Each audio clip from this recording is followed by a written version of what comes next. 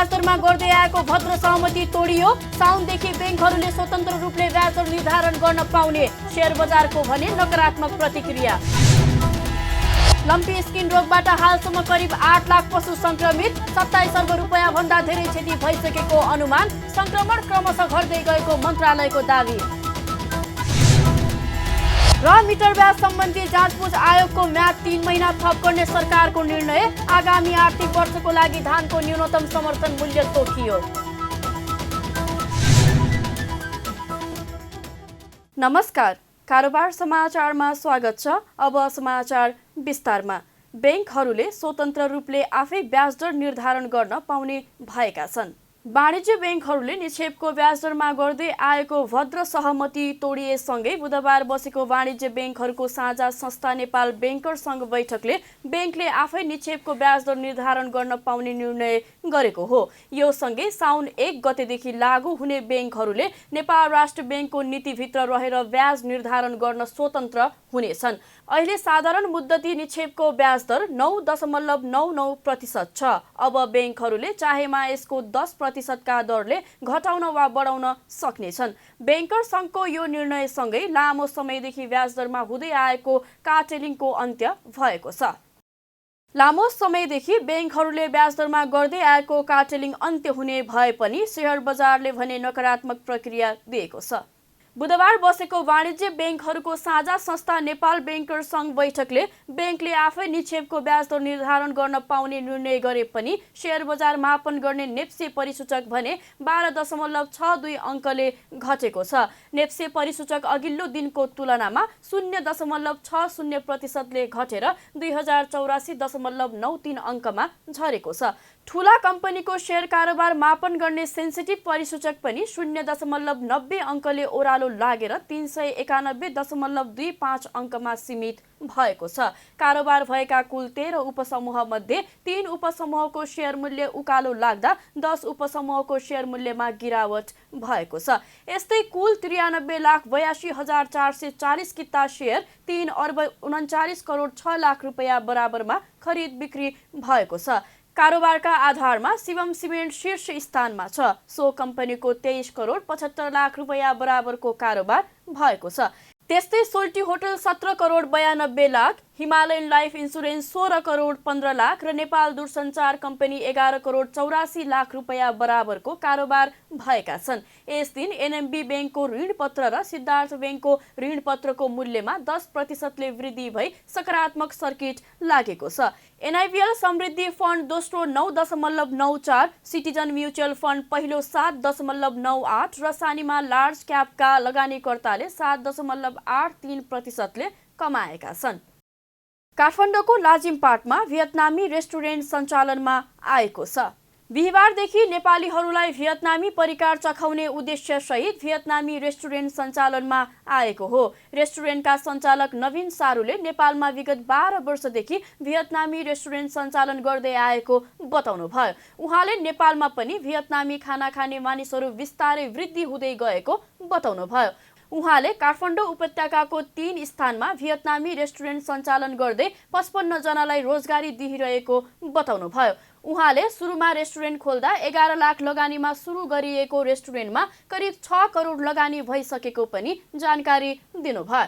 हामीले सुरुमा त त्यही 7 लाख 11 लाखतिरबाट सुरु गऱ्यौँ।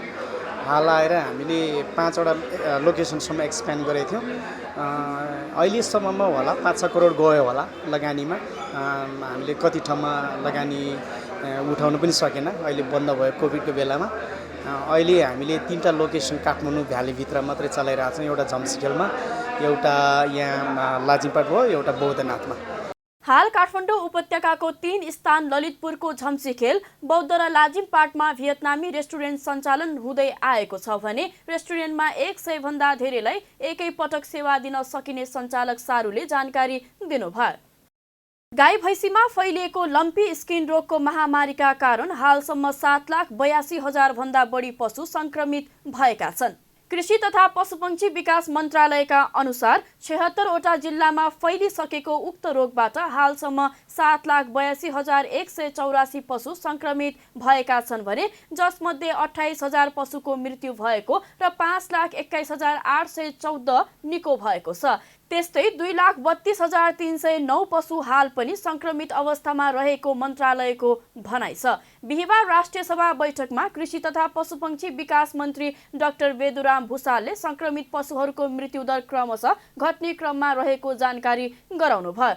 उहाँले हालसम्म 12 लाखभन्दा बढी मात्र खोप ल्याइसकिएको र 2,50,766 पशुलाई खोप दिइसकेको जानकारी पनि दिनुभयो। यस्तै मन्त्री भुसालले रोग नियन्त्रणका लागि सङ्घ, प्रदेश र स्थानीय तहबाट आवश्यक औषधिको आपूर्ति गर्ने व्यवस्था मिलाइएको स्पष्ट पार्दै चालु आर्थिक वर्षमा बचत हुने बजेट रकमान्तर गरी स्थानीय तहमा पठाइएको पनि जानकारी गराउनुभयो। यसको उपचार भनेको संक्रमित पशुलाई आउने उच्च ज्वरो कम गर्ने, गिर्खामा मलम लगाउने र दाना पानी खुवाउने हो।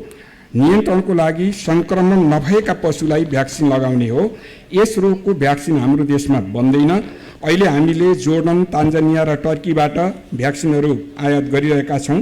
हालसम्म 12 लाखभन्दा बढी डोज भ्याक्सिन ल्याइएको छ र 2080-326 सम्म 2,50,766 पशुलाई खोप लगाइएको छ र अहिले संक्रमण क्रमशः घट्ने क्रममा छ र मृत्युदर पनि क्रमशः घट्ने क्रममा रहेको सदनलाई जानकारी गराउन चाहन्छु।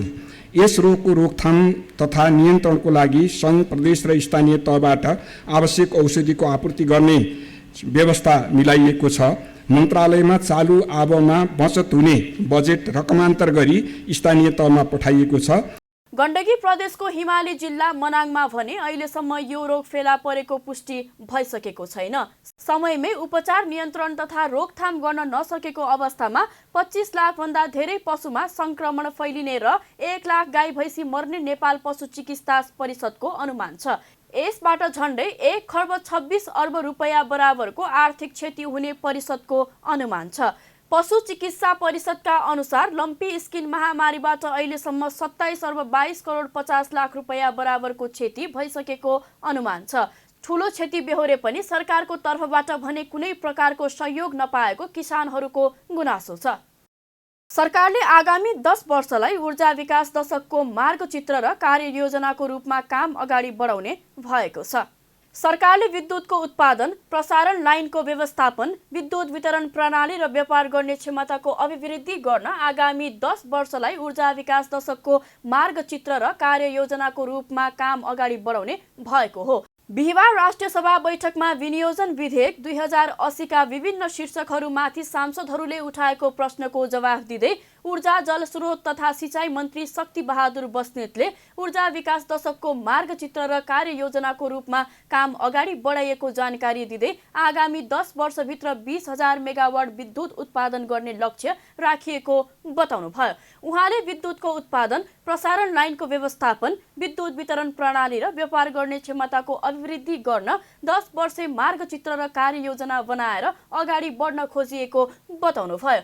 मानिसहरूले भने जस्तै नेपालको आर्थिक समृद्धिको लागि जलविद्युत एउटा महत्त्वपूर्ण स्रोत हो।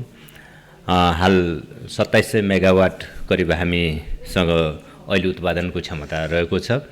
आगामी वर्षहरू थप 900 हामी पुर्याउने राखेका छौँ भने आगामी 10 वर्षभित्र निकै महत्त्वाकांक्षी योजनाको एउटा फाउन्डेसन तयार गर्न गइराखेका छौँ।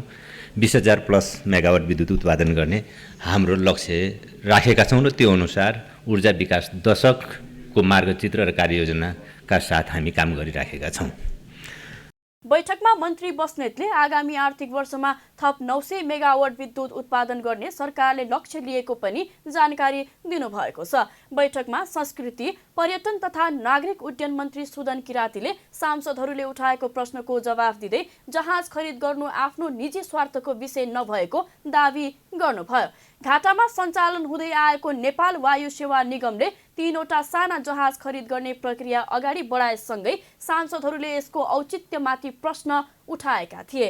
जवाफमा मन्त्री किरातीले दुर्गम क्षेत्रमा उड्ने हवाई जहाजको कमीले नियमित उडान गर्न नसक्दा विमानस्थलको औचित्यमाथि प्रश्न उठेको भन्दै 3वटा साना जहाज खरिद गर्ने प्रक्रिया अगाडि बढाएको बताउनुभयो।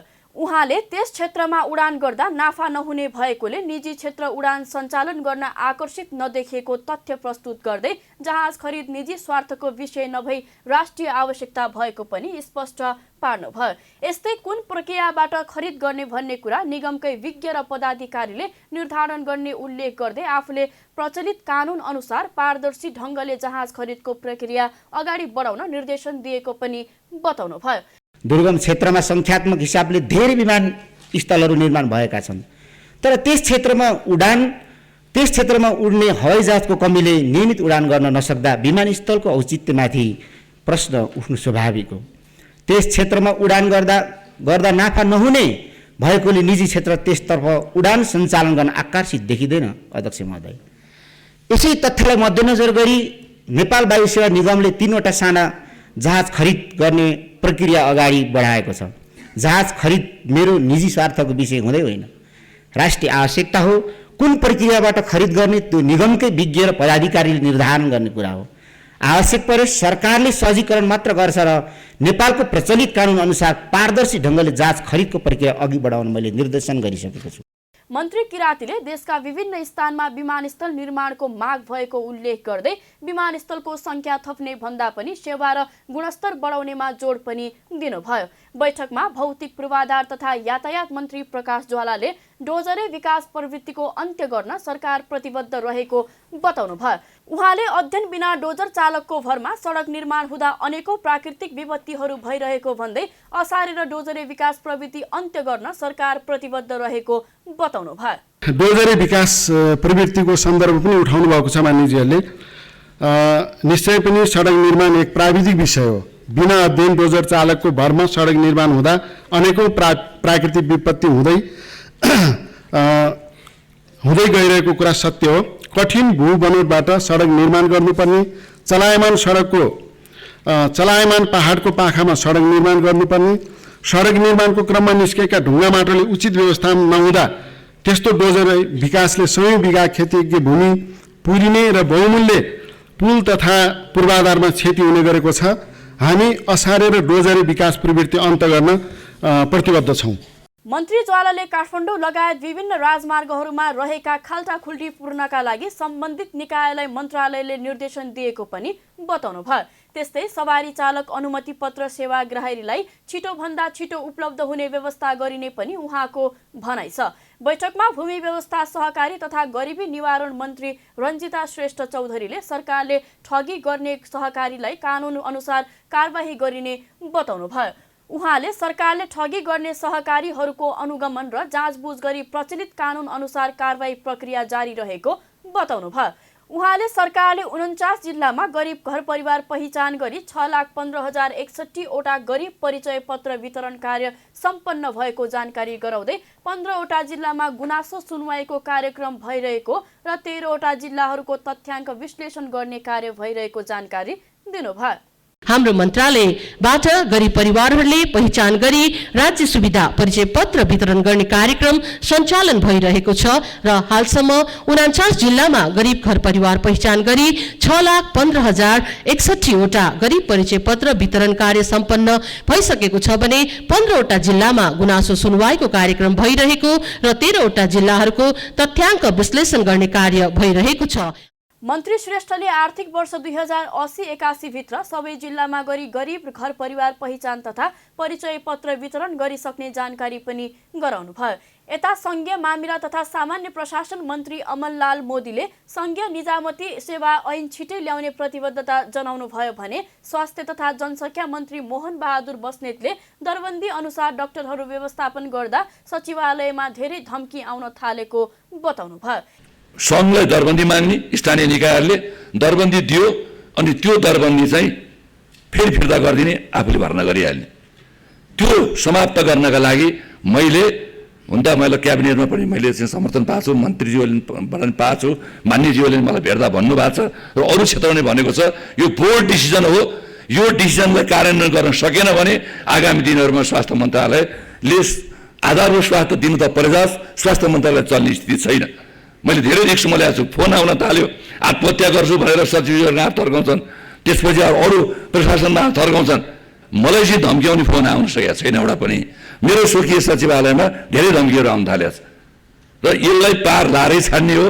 सम्मानीय अध्यक्षज्यू, मलाई यो सदनको पनि सहयोग चाहिन्छ। यो चिरफार स्वास्थ्यमा गरेरै छाड्छौँ, स्थिति बसाल्छौँ, संविधानलाई कार्यान्वयन गर्छौँ, विधानलाई कार्यान्वयन गर्छौँ र स्वास्थ्य आधारभूत स्वास्थ्य सेवा ग्रामीण स्तरसम्म जहाँ स्वास्थ्य कर्मीहरूको पहुँच छैन, डाक्टरहरूको पहुँच छैन, त्यो ठाउँमा हामी पुर्याएरै छाड्छौँ। यसका लागि चाहिँ मलाई साथ चाहिन्छ। यस्तै सांसदहरूले उठाएको प्रश्नको जवाफ दिँदै श्रम, रोजगार तथा सामाजिक सुरक्षा मन्त्री शरद सिंह भण्डारीले वैदेशिक रोजगारीमा जाने श्रमिकहरूलाई सुरक्षित र सम्मानित ढङ्गले गन्तव्यसम्म पठाउनु पर्नेमा जोड दिनुभयो भने शिक्षा, विज्ञान तथा प्रविधि मन्त्री अशोक कुमार राईले विश्वविद्यालय छाता ऐन सम्बन्धी विधेयक प्रक्रियामा रहेको जानकारी दिनुभयो। सरकारले अनुचित लेनदेन मिटर ब्याज सम्बन्धी जाँचबुझ आयोगको म्याद 3 महिना थप गरेको छ। असार 26 गते बसेको मन्त्री परिषदको बैठकको निर्णय सुनाउँदै सरकारको प्रवक्ता एवं सञ्चार तथा सूचना प्रविधि मन्त्री रेखा शर्माले मिटर ब्याज सम्बन्धी जाँचबुझ आयोगको म्याद आगामी असोज 25 गतेसम्म थप भएको जानकारी दिनुभयो। मन्त्री परिषदको बैठकले आर्थिक वर्ष 2080-81 को लागि धानको न्यूनतम समर्थन मूल्य तोक्ने निर्णय पनि गरेको छ। सञ्चार तथा सूचना प्रविधि मन्त्री शर्माले मोटा धान प्रति क्विन्टल 3198 र मध्यम धान प्रति क्विन्टल 3362 रुपैयाँ न्यूनतम समर्थन मूल्य तोक्ने निर्णय भएको बताउनुभयो। उद्योग वाणिज्य तथा आपूर्ति मन्त्रालयको प्रस्तावमा आर्थिक वर्ष 2080-81 को लागि मोटा धान प्रति क्विन्टल रु 3198 र मध्यम धान प्रति क्विन्टल रु 3362 न्यूनतम समर्थन मूल्य तोक्ने निर्णय पनि गरिएको छ। त्यस्तै असार 21 गते बसेको मन्त्री परिषदको बैठकले सार्वजनिक खरिद नियमावली 2064 को नियम 120 क बमोजिम म्याद थप भई चालू रहेका वा म्याद सकिएका तर खरिद सम्झौता बमोजिम काम चालू रहेका खरिद सम्झौताको सार्वजनिक निकायलाई कुनै प्रकारको दायित्व नपर्ने गरी उक्त कार्य सम्पन्न गर्न लाग्ने वास्तविक थप अवधि यकिन गरी सार्वजनिक निकायका प्रमुखले म्याद थप गर्न सक्ने गरी सार्वजनिक खरिद ऐन बमोजिम बाधा अड्काउ फुकाउ आदेश जारी गर्ने निर्णय पनि गरेको छ। साथै आर्थिक वर्ष 2079-80 मा वित्तीय समानीकरण अनुदानतर्फ विनियोजित रकम मध्ये स्थानीय तहलाई हस्तान्तरण गर्न बाँकी रहेको रकम 12 अर्ब 73 करोड 6 लाखको 40% का दरले हुने रकम 5 अर्ब 9 करोड 22 लाख स्थानीय तहहरूलाई वित्तीय हस्तान्तरण गर्ने निर्णय भएको पनि मन्त्री शर्माले जानकारी दिनुभयो। आर्थिक वर्ष 2079-80 मा वित्तीय समानीकरण अनुदानतर्फ विनियोजित रकम मध्ये स्थानीय तहलाई हस्तान्तरण गर्न बाँकी रहेको रकम रु 12 अर्ब 73 करोड 6 लाखको 40% का दरले हुने रकम रु 5 अर्ब 9 करोड 22 लाख स्थानीय तहहरूलाई वित्तीय हस्तान्तरण गर्ने भन्ने निर्णय पनि गरेको छ र यो निर्णय हामीले पहिले सार्वजनिक पनि गरिसकेका थियौँ। मन्त्री परिषदको बैठकले भारतको गुजरातमा आयोजना हुन लागेको विश्वका अन्य विकसित र विवेकशील मुलुकहरूको समूह G20 को तेस्रो अर्थमन्त्री स्तरीय बैठकमा भाग लिन अर्थमन्त्री डाक्टर प्रकाश शरण महत नेतृत्वको प्रतिनिधि मण्डललाई स्वीकृति दिने निर्णय पनि गरेको छ। यस्तै सहकारी क्षेत्र सुधार सुझाव कार्यदल 2080 को म्याद मिति 2080 असार 26 बाट लागू हुने गरी 1 महिना थप गर्ने अत्याधुनिक चलचित्र छायाङ्कन स्टुडियो निर्माण आयोजनाको लागि काभ्रेपलाञ्चोक जिल्लाको वनेपा नगरपालिका वडा नम्बर 10-13 अन्तर्गत रहेको बाहुन डाँडा सामुदायिक वनको कुल जम्मा 2.5085 हेक्टर जग्गा प्रयोग गर्न स्वीकृति दिने नेपाल खुला विश्वविद्यालयको केन्द्रीय कार्यालय भक्तपुरको सानो ठिमीमा तोक्ने आर्थिक वर्ष 2078-79 र 2079-80 दुई वर्षमा वार्षिक रूपमा न्यूनतम 100 जना नेपालीलाई वैदेशिक रोजगारीमा पठाउन नसकेका इजाजत पत्र प्राप्त संस्थाको इजाजत पत्र आर्थिक वर्ष 2080-81 को लागि नवीकरण गर्न आएमा नवीकरण गरिदिने गरी बाधा अडचन फुकाउने आदेश जारी गर्ने निर्णय पनि भएको छ। आगामी आर्थिक वर्षदेखि अल्पत्र अवस्थामा रहेको चितवनको गौतम बुद्ध अन्तर्राष्ट्रिय क्रिकेट रङ्गशालाको काम अघि बढ्ने भएको छ। बिहिबार बसेको शिक्षा, स्वास्थ्य तथा सूचना प्रविधि समितिको बैठकमा युवा तथा खेलकुद मन्त्री डिक बहादुर लिम्बुले नयाँ आर्थिक वर्षमा चितवनको गौतम बुद्ध अन्तर्राष्ट्रिय क्रिकेट रङ्गशालाको काम अघि बढ्ने बताउनु भएको हो। उहाँले नयाँ आर्थिक वर्षबाट धुर्मुस सुन्तली फाउन्डेसनले सरकारको तर्फबाट दिने भनिएको 12 करोड रुपैयाँ अनुदान पाउने र सोही अनुसार रङ्गशाला निर्माणको काम पनि अघि बढ्ने बताउनु भयो। उहाँले यसअघि नै सरकारले 12 करोड रुपैयाँ रङ्गशाला निर्माणका लागि फाउन्डेसनलाई नै दिने भए पनि कानुनी झन्झटका कारण हुन नसकेको र आगामी आर्थिक वर्षबाट रङ्गशाला निर्माणको कामले गति लिने बताउनु भयो। उहाँले गौतम बुद्ध अन्तर्राष्ट्रिय रङ्गशाला कुनै एक व्यक्तिले निर्माण गर्न सक्ने स्थिति नरहेको भए पनि निर्माण गर्न अघि सर्ने बेलामा सबैले हाई हाई गर्दा अहिलेको अवस्था भोग्नु परेको जिकिर गर्दै अहिलेको रङ्गशालाको समस्यालाई सकारात्मक रूपमा लिएको र आगामी दिनमा रङ्गशाला निर्माणको कामले गति लिने स्पष्ट पार्नुभयो। गौतम बुद्ध यो चाहिँ सुन्तली धुर्मुस फाउन्डेसनले सुरु गरेको गौतम बुद्ध अन्तर्राष्ट्रिय रङ्गशालाको कुरा छ। अब यो चाहिँ सुरुमा स्टार्टिङ गर्ने बेलामा सबैजना हाइलाइटहरू सबैले क्ल्यापिङ गरेको अवस्था देखियो। मैले त न्युजमा त्यतिखेर हेरेको थिएँ, तर मलाई भित्र मनमा के लाग्थ्यो भने यो मान्छे फस्यो भन्ने मलाई। एउटा मान्छेले 3-3.5 अरबको प्रोजेक्ट गर्छु भन्दाखेरि हामीले हैसियत ताली पिट्ने काम हामीले गऱ्यौँ नि, त्यतिखेर तिमी सक्दैनौ हुँदैन भने अब यो गतिविधि हुने थिएन भन्ने मलाई लाग्छ। उनी मका आएको थिएँ, एकदम मेरो चाहिँ अवस्था अन्तिम छ, मसँग केही छैन, सबै कुरा चाहिँ के अरे तिर्दा पनि पुगेन भन्ने कुरा गर्न आएको थियो। यो विषय चाहिँ मैले मन्त्रालय तर्फ सकारात्मक लिन्छु त्यो समस्या। अब सरकारले कसरी लिन्छ यसलाई थाहा छैन। मन्त्री लिम्बुले नयाँ आर्थिक वर्षबाट फाउन्डेसनले सरकारले घोषणा गरेको रकम पाउने पनि स्पष्ट पार्नुभयो। सांसदहरू अनुपस्थित भएपछि कोरम नपुग्दा बिहिबारका लागि बोलाएको संसदीय समितिको बैठक बस्दै नबसी स्थगित भएको छ।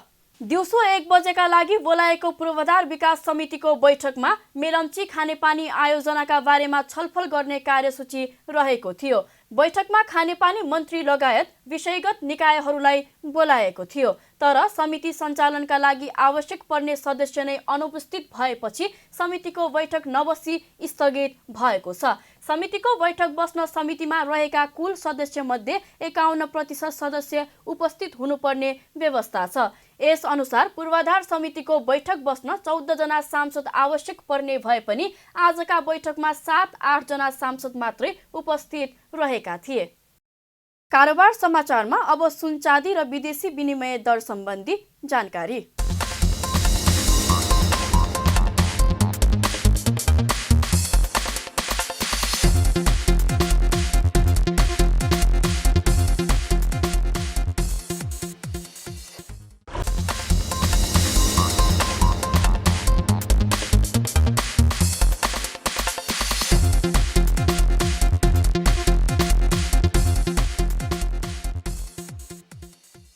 बिदा हुनु अघि अहिलेसम्मका प्रमुख समाचार फेरि एकपटक। ब्याङ्कहरूले निक्षेपको ब्याज दरमा गर्दै आएको भद्र सहमति तोडियो। साउनदेखि ब्याङ्कहरूले स्वतन्त्र रूपले ब्याज दर निर्धारण गर्न पाउने, शेयर बजारको भने नकारात्मक प्रतिक्रिया। लम्पी स्किन रोगबाट हालसम्म करिब 8 लाख पशु संक्रमित, 27 अर्ब रुपैयाँ भन्दा धेरै क्षति भइसकेको अनुमान। संक्रमण क्रमशः घट्दै गएको मन्त्रालयको दावी। र मिटर ब्याज सम्बन्धी जाँचबुझ आयोगको म्याद 3 महिना थप गर्ने सरकारको निर्णय। आगामी आर्थिक वर्षको लागि धानको न्यूनतम समर्थन मूल्य तोकियो। कारोबार समाचार सकियो। हामीलाई बिदा दिनुहोस्। नमस्कार।